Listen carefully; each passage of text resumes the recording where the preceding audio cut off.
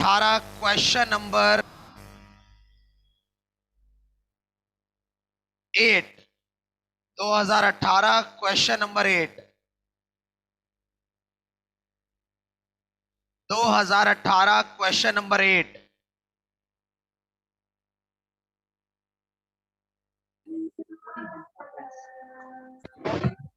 2018 question number 8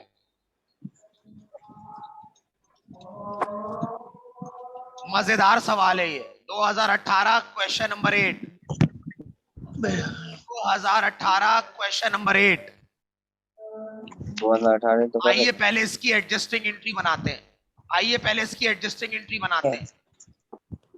सबसे पहले adjusting entry बनाएंगे। 2018 क्वेश्चन नंबर 8 2018 क्वेश्चन नंबर 8 ये सवाल है मैसर्स यूडब्ल्यूएच के नाम से है। क्वेश्चन नंबर 8 मजेदार सवाल है ये। इसमें एक नई चीज है इनकम स्टेटमेंट में, एक और इनकम आ रही है और आपके सर ने बोला था तमाम दुनिया की इनकम और तमाम अखराजात इनकम स्टेटमेंट में आते हैं। तो यहाँ पर चेक करो ट्रायल बैलेंस में एक और इनकम लिखी हुई है, कमीशन इनकम। कमीशन इनकम पे बस अंडरलाइन कर लो और सवाल स्टार्ट करो। बस कमीशन इनकम पे अंडरलाइन करके इसका काम जब आएगा तो मैं बता दूंगा इसका क्या काम है। अभी तुम नॉर्मल अपनी एंट्रीज बनाओ।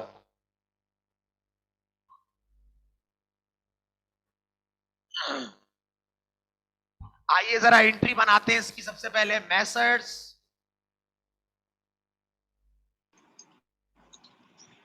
यूडब्ल्यूएच है ना,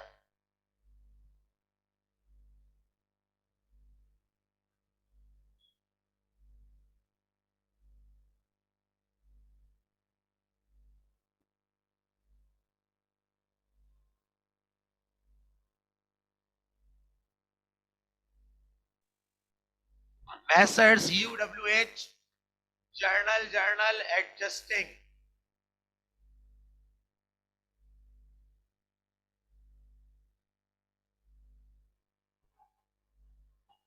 सबसे पहली एंट्री देखो जरा जल्दी से। मर्चेंडाइज इन्वेंट्री एट दिसंबर 31, साल के आखिर में पड़ी हुई इन्वेंट्री। एंडिंग इन्वेंट्री होती है हमारी, एंडिंग इन्वेंट्री होती है साल के एंड में पड़ी हुई। फिक्स एंट्री बना दो merchandise inventory debit.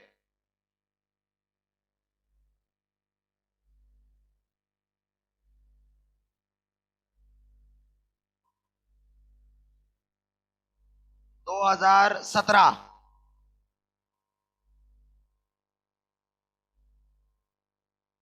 Merchandise inventory debit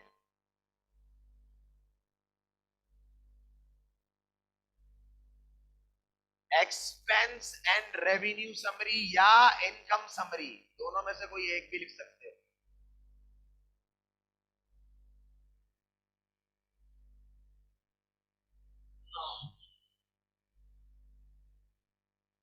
$60,000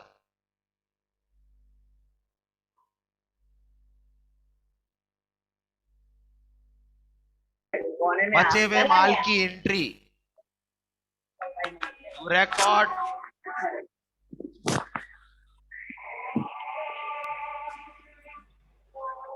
merchandise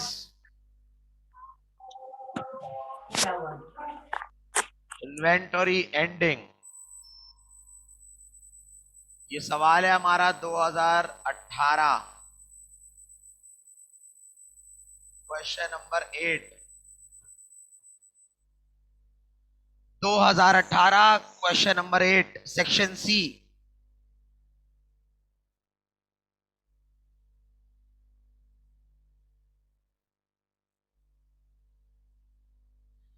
उसके बाद लिखा हुआ है अनपेड रेंट। अनपेड रेंट हमारा आमतौर पर एक्सपेंस होता है। ऊपर चेक करो रेंट एक्सपेंस लिखा हुआ है। ट्रायल बैलेंस में देखो रेंट एक्सपेंस लिखा हुआ है। हाँ लिखा हुआ है 60,000 रुपए।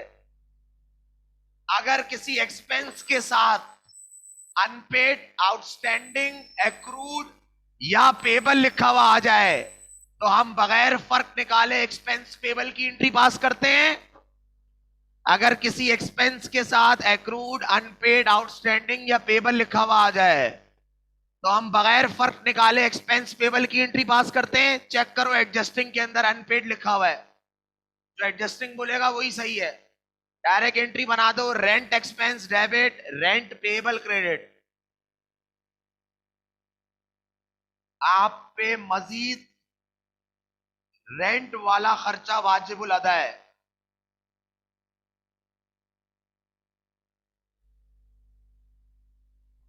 कितना?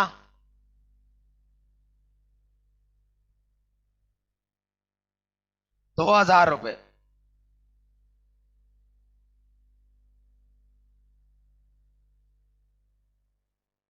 टू रिकॉर्ड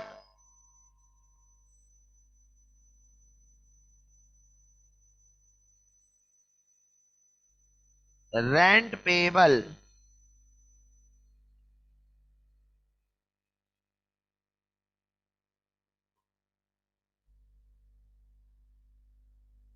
तीसरी में लिखा हुआ है इंश्योरेंस एक्सपायर्ड, एक्सपेंस लिखा हुआ है।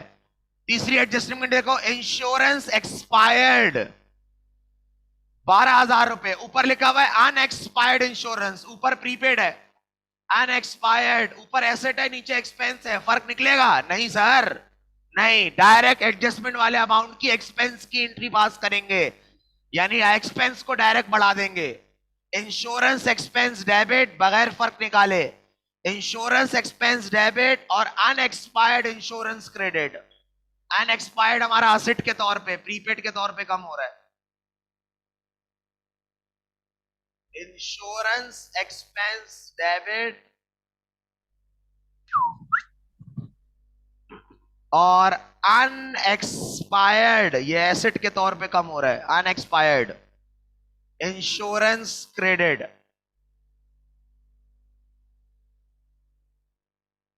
12,000 रुपए।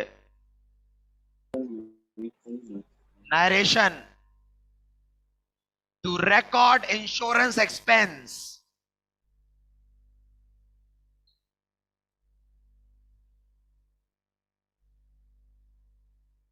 अगर आपको टू एडजस्ट से स्टार्ट करनी है तो आप ये भी लिख सकते हैं टू एडजस्ट अनएक्सपायर्ड इंश्योरेंस, लेकिन टू रिकॉर्ड से स्टार्ट कर दो, एक ही आदत डाल लो, टू रिकॉर्ड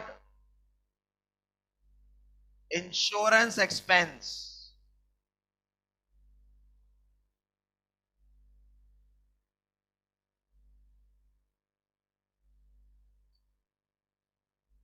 चौथी आपकी रिवायती एंट्री है डेप्रीसिएशन की। रिवायती एंट्री है डेप्रीसिएशन की 4,000। Depreciation on equipment estimated at 4,000। Depreciation expense debit, allowances for depreciation credit.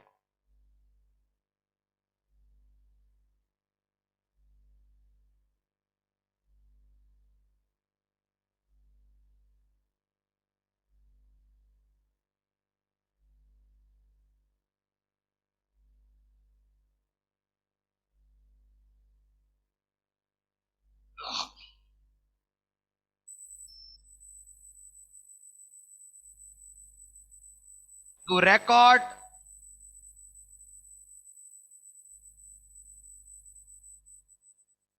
Depreciation expense.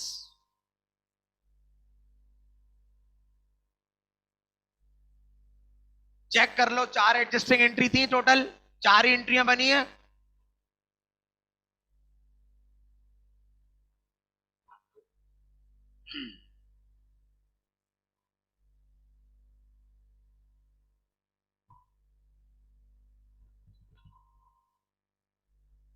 अब आ जाओ इनकम स्टेटमेंट में, कॉपी कर लो उसको।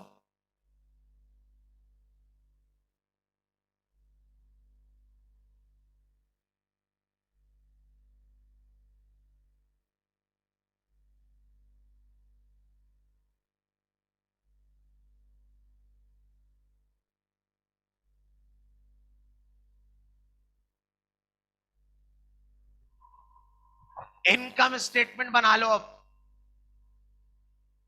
सबसे पहले इनकम स्टेटमेंट बनाते वक्त हमें क्या चीज देखनी है? सेल्स। क्या सेल्स के साथ सेल रिटर्न और सेल डिस्काउंट दिया हुआ है? हाँ सर, रिटर्न दिया हुआ है। तो इसका मतलब है सवाल में जो सेल्स है वो ग्रॉस सेल्स है। सेल रिटर्न दिया हुआ है, डिस्काउंट नहीं दिया हुआ। सेल रिटर्न दिया हुआ है, डिस्काउंट नहीं दिया हुआ। तो इसका मतलब है सवाल में जो सिर्फ सेल्स लिखा हुआ है वो हमारी ग्रॉस सेल्स है। हम नेट सेल्स निकालेंगे। खैर ये तो सारी पुरानी बातें।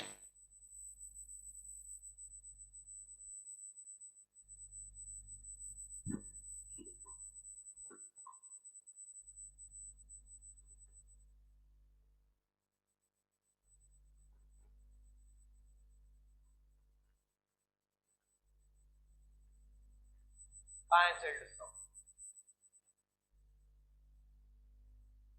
सेल डिस्काउंट का है।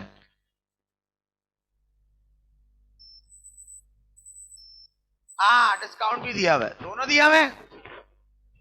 सेल रिटर्न सेल डिस्काउंट दोनों दिया हुआ है। सही है, दोनों माइनस कर देंगे।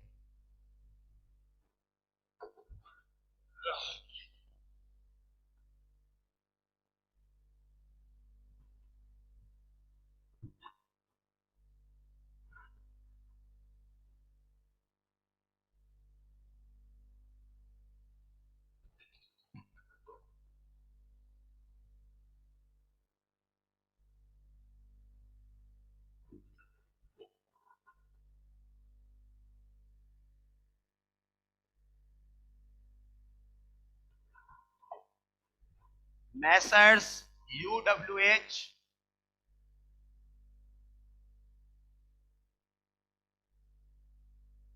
इनकम स्टेटमेंट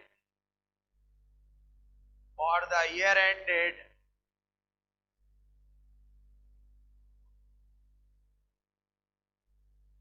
दिसंबर 31, 2017। सबसे पहले क्रॉस सेल्स, क्योंकि सवाल में सेल रिटर्न सेल डिस्काउंट दिया हुआ है। क्रॉस सेल्स बताओ कितनी है? चैट बॉक्स में लिख के बताओ क्रॉस सेल्स कितनी है। Gross sales 3,05,000। 3,05,000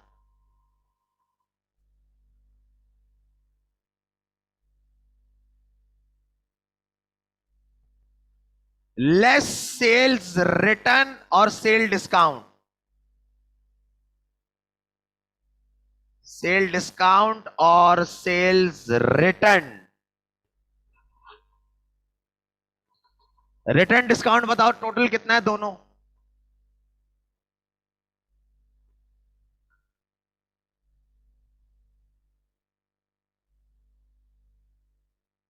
सेल डिस्काउंट है हमारा 5,000 और सेल्स रिटर्न है हमारी वो भी 5,000 है। दोनों को जमा करके माइनस कर दो।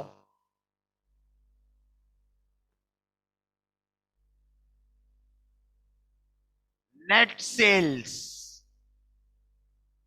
कितना आ गया? नेट सेल्स आप लोग बताएंगे चैट बॉक्स में। चैट बॉक्स में बताओ जल्दी से बच्चा। 2,95,000।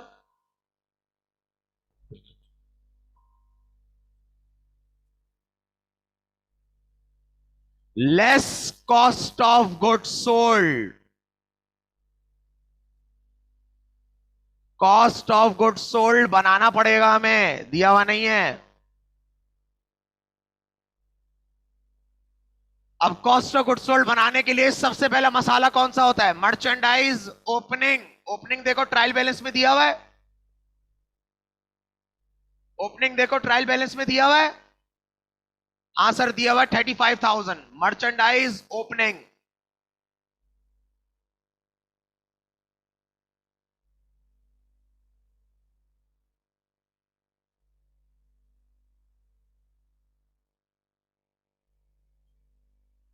Merchandise opening 35,000। परचेजेस परचेजेस हमें बनानी पड़ेगी नेट, क्योंकि परचेजेस के साथ परचेज रिटर्न भी दिया हुआ है और और ट्रांसपोर्टेशन इन भी दिया हुआ है, किराया, सामान को लाने का किराया भी दिया हुआ है। तो यहां पे नेट परचेज भी बनेगी आपकी। तो आइए हेडिंग डालते हैं, add net purchases.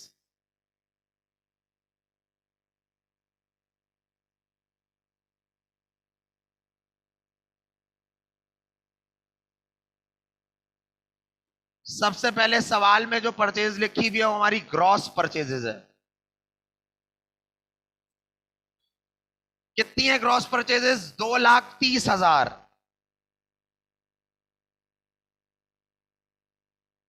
Add transportation, अगर सवाल में ट्रांसपोर्टेशन दिया हुआ है तो सबसे पहले आप उसको ऐड करेंगे। ऐड ट्रांसपोर्टेशन इन, कितना दिया हुआ है? 5,000।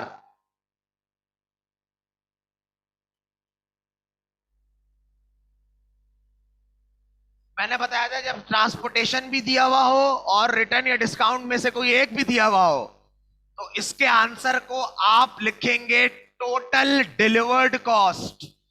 Total delivered cost.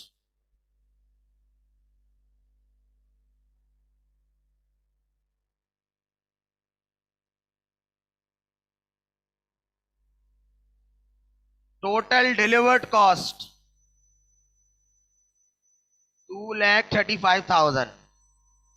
अब लेस कर दो इसमें से परचेज रिटर्न, या अगर डिस्काउंट दिया हुआ है तो वो भी लेस कर दो, लेकिन सिर्फ परचेज रिटर्न दिया हुआ है यहां पे 15,000 रुपए।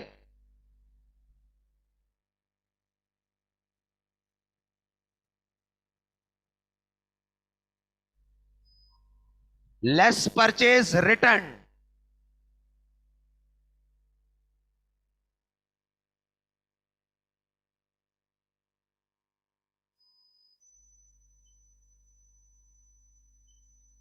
नेट परचेजेस निकल के आ गया भाई। नेट परचेजेस, इसकी तो मैंने अलग से क्लास बताई थी आपको पूरी। नेट परचेजेस कितना आ गया?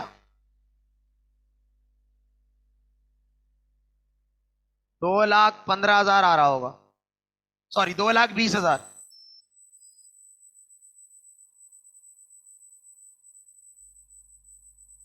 ऐड करो cost of goods available for sale.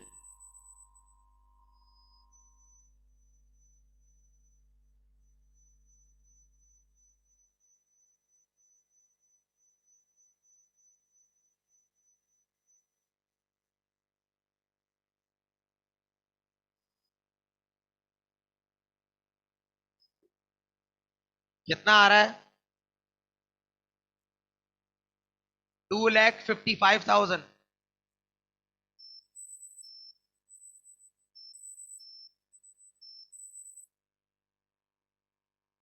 Less merchandise ending, ये सब पुरानी चीजें बेटा।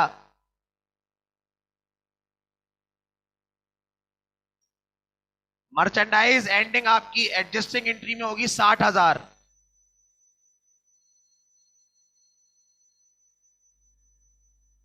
यहां लिख रहा हूं उसका answer. Cost of goods sold minus करो 2,55,000 में से 60,000।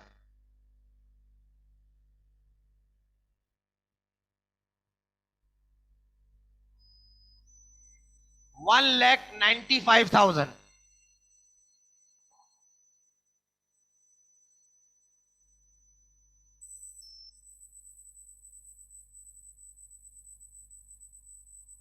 1,95,000 आपका सेल से माइनस होगा, नेट सेल से। ग्रॉस प्रॉफिट,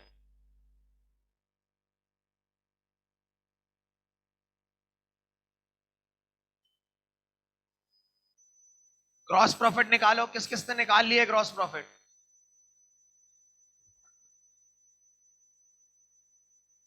ग्रॉस प्रॉफिट कितना आ रहा है?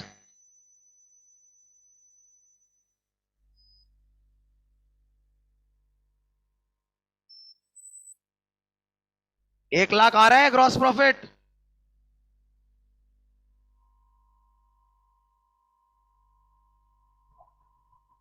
1 लाख आ रहा है, 1 लाख लेस ऑपरेटिंग एक्सपेंसेस।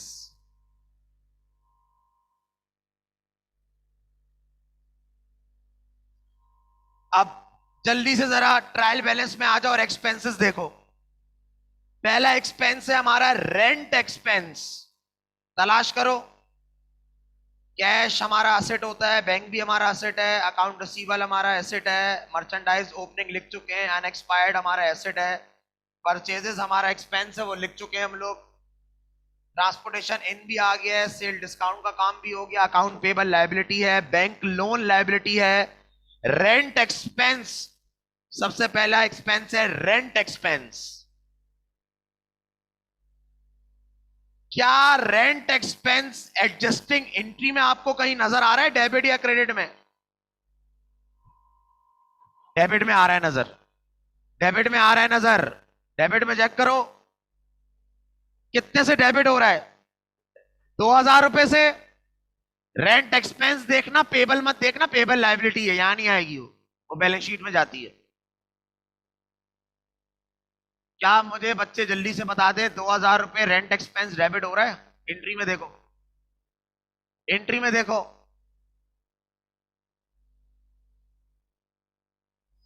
अभी तक जवाब नहीं आया, जवाब नहीं आया अभी तक। डेबिट हो रहा है कितने से? 2,000 रुपए से।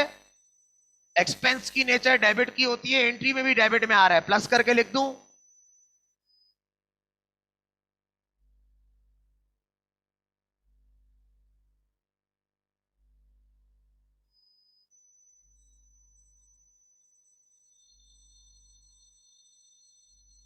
और कोई एक्सपेंस लिखा हुआ है ट्रायल बैलेंस में? और कोई एक्सपेंस ट्रायल बैलेंस में लिखा हुआ है? नहीं। सेल रिटर्न हमारा हो गया है काम, कमीशन इनकम हमारी आमदनी होती है, कैपिटल ओनर इक्विटी है, ड्राइंग ओनर इक्विटी को कम करता है। और कोई एक्सपेंस नहीं लिखा ट्रायल बैलेंस में। अब सिर्फ एडजस्टमेंट में देखो, तुम्हें इंश्योरेंस एक्सपेंस नजर आ रहा है? एडजस्टमेंट में देखो। जब सिर्फ एडजस्टमेंट में कोई चीज लिखी हो या सिर्फ ट्रायल बैलेंस में लिखी हुई हो तो फिर हम माइनस प्लस नहीं करते, डायरेक्ट अमाउंट लिख देते हैं। तो इंश्योरेंस एक्सपेंस सिर्फ एडजस्टिंग में दिया हुआ है।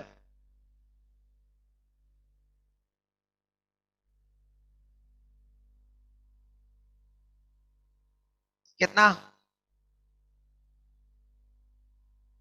12,000। और देखो एक और एक्सपेंस होगा हमारा, डेप्रीसिएशन एक्सपेंस, रिवायती एक्सपेंस डेप्रीसिएशन दिया हुआ है।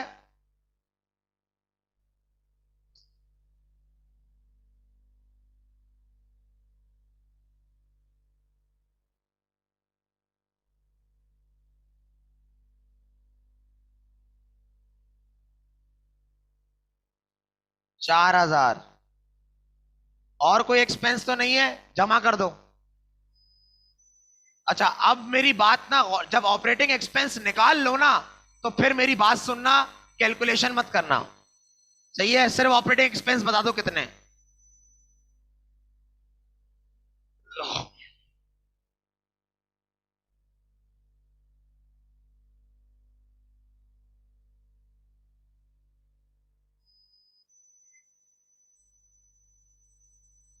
कितना आ रहा है? 78,000।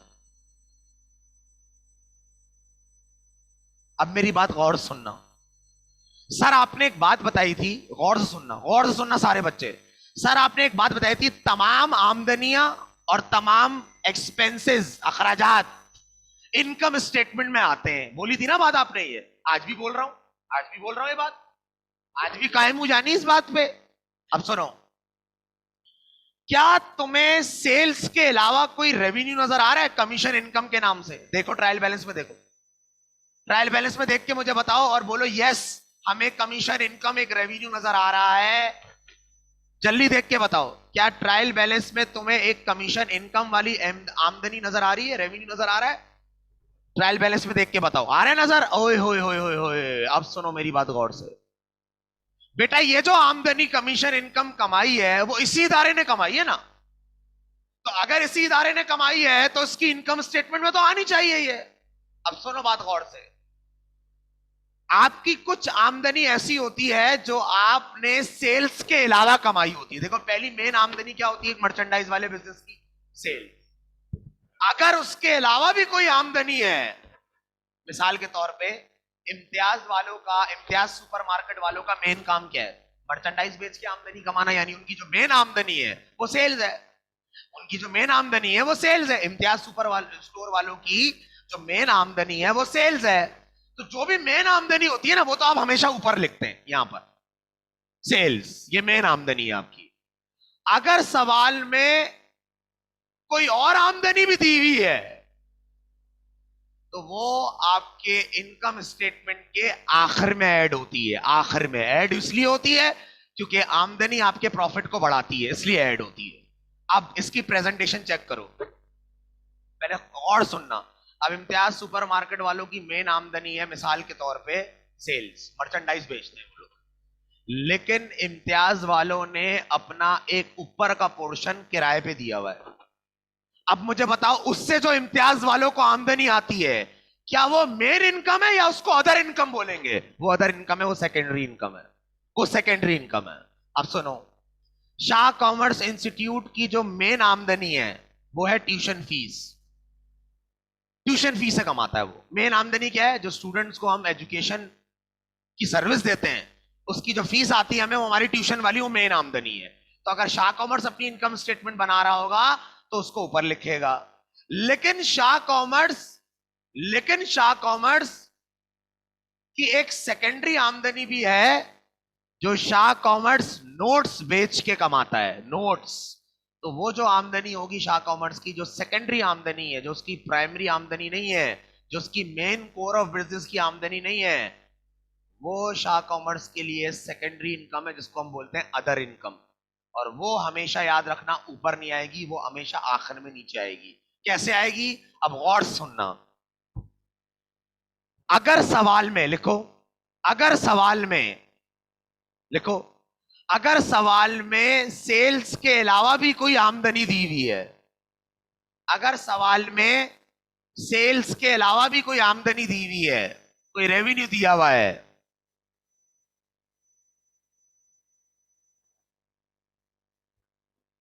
तो हम उसको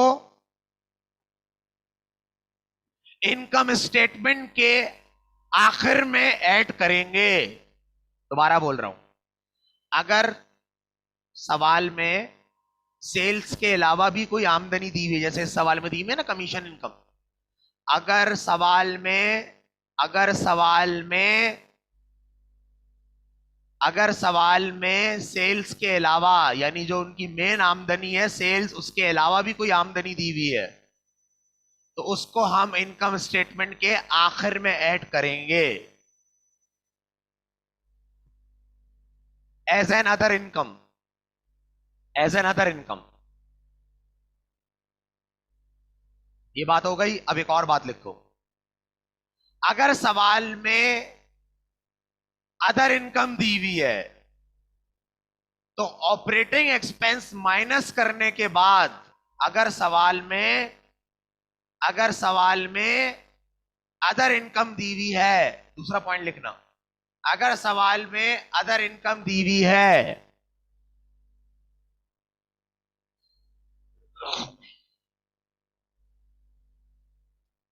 अगर सवाल में अदर इनकम दी हुई है अगर सवाल में अदर इनकम दी हुई है तो हम ऑपरेटिंग एक्सपेंस माइनस करने के बाद जो आंसर लिखेंगे वो लिखेंगे ऑपरेटिंग प्रॉफिट।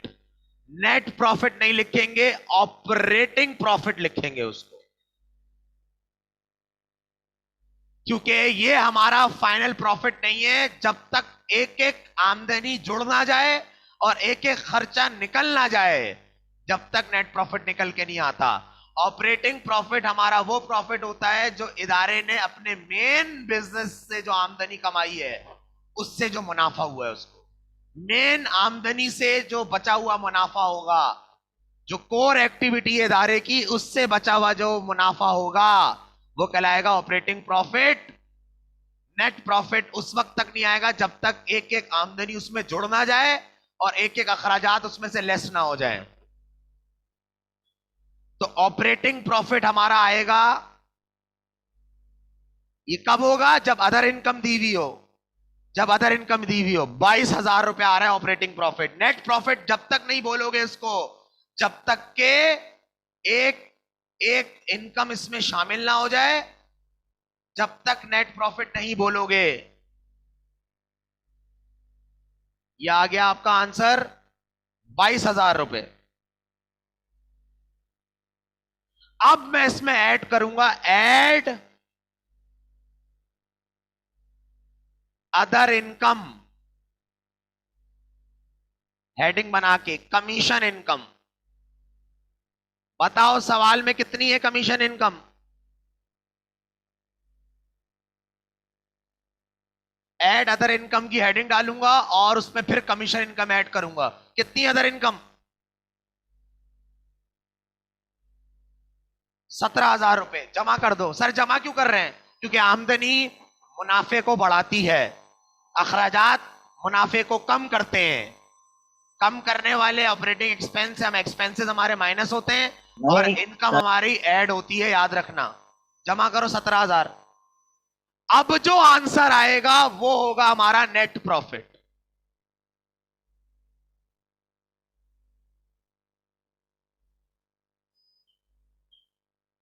निकालो कितना आ रहा है नेट प्रॉफिट? 39,000। ये है हमारा नेट प्रॉफिट।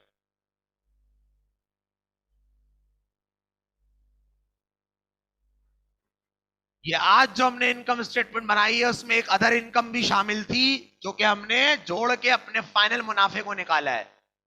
दोबारा बोल रहा हूं, अगर सवाल में कोई अदर इनकम भी दी हुई है तो याद रखना वो अदर इनकम एंड में ऐड होती है और उससे पहले का जो आंसर होता है वो ऑपरेटिंग प्रॉफिट कहलाता है।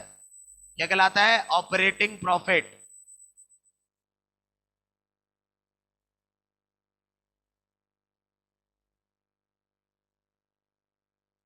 ऑपरेटिंग प्रॉफिट कहलाता है अगर उसमें सवाल के अंदर कोई अदर इनकम दी हुई है तो ऑपरेटिंग एक्सपेंसेस माइनस करने के बाद जो मुनाफा आएगा वो ऑपरेटिंग प्रॉफिट होगा, नेट नहीं होगा। क्योंकि आपने बोला था एक एक आमदनी एक एक अखराजात इनकम स्टेटमेंट में आएंगे, तो आज भी कायम हूं उस बात पे मेरा बच्चा। तो कमीशन इनकम वाली बात भी हमारी साबित हो गई कि आपने बोला था एक एक आमदनी और एक एक अखराजात। कमीशन इनकम हम ऐड इसलिए करते हैं क्योंकि हमारे प्रॉफिट को बढ़ाता है। आमदनी प्रॉफिट्स को बढ़ाती है और एक्सपेंसेस प्रॉफिट को कम करते हैं, याद रखना। ड्राइंग का काम यहां पे नहीं है बेटा, ड्राइंग का काम तो ओनर इक्विटी में होता है। ड्राइंग का ताल्लुक इनकम स्टेटमेंट से कहां है? नहीं है। ड्राइंग तो होने दो, ड्राइंग का काम बैलेंस शीट में देखा जाएगा। ओनर इक्विटी बैलेंस शीट में होती है ना बेटा, ड्राइंग का कोई काम नहीं है यहां पे। तो बैलेंस शीट जब बनाएंगे तो उसमें देखेंगे, क्योंकि ड्राइंग ओनर इक्विटी को कम करता है। ओनर इक्विटी का तो जिक्र ही नहीं होता यहां पे। ओनर इक्विटी का जिक्र कहां होता है? बैलेंस शीट के अंदर होता है। क्लियर यहां तक बात? ये हमारी अदर इनकम वाली इनकम स्टेटमेंट आ गई, जिसके अंदर हमने छोटी सी चीज एक ऐड की है कि अगर सवाल में सेल्स के अलावा भी इदारे की कोई इनकम है तो वो भी हमारी एज एन अदर इनकम आएगी, और अदर इनकम हमेशा एंड में आती है, मेन इनकम हमेशा ऊपर आती है। क्लियर है यहां तक बात? जो आपकी प्राइमरी इनकम है, जो आप मिसाल के तौर पे आपका काम है मर्चेंडाइज को बेच के आमदनी कमाना, तो मर्चेंडाइज को बेच के जो आमदनी कमाने वाला काम है वो आपकी मेन इनकम है। इसके अलावा कोई इदारे ने इनकम कमाई है, मिसाल के तौर पे, मिसाल के तौर पे, मिसाल के तौर पे शाह कॉमर्स इंस्टीट्यूट ने एक कैंटीन रेंट पे दे दी, रेंट पे, किराए पे दे दी। अब शाह कॉमर्स को उससे जो रेंट मिलता है ना, वो शाह कॉमर्स की अदर इनकम है, अदर इनकम है। कि शाह कॉमर्स का जो मेन कारोबार है ना, जो मेन ऑपरेशनल जो उसका काम है, जो उसका मेन प्रॉफिट है, जो उसका मेन काम है, वो उसका ट्यूशन फी का है। तो ये रेंट वाली इनकम जो है वो अदर इनकम हो जाएगी। मिसाल दे रहा हूं ऐसी। तो शाह कॉमर्स वो रेंट इनकम वाली इनकम को अदर इनकम में ऐड करेगा, और अपनी मेन इनकम जो होगी उसकी वो ट्यूशन फी की इनकम होगी।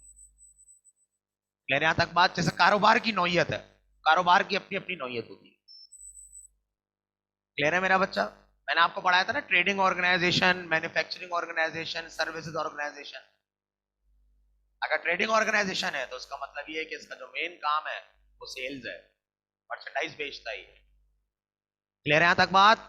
अल्लाह आपको अपने अमान में रखे। इसकी बैलेंस शीट, इसकी बैलेंस शीट मैं नेक्स्ट क्लास में रिकॉर्ड करके भेज दूंगा, या आप लोग खुद करना चाहे तो खुद भी कर लें। क्लियर है? अगर खुद कर रहे हो तो याद रखना, ड्राइंग को कैपिटल से माइनस कर देना। अगर खुद कर रहे हो तो ड्राइंग को कैपिटल से माइनस कर देना, वरना मैं कराऊंगा ये।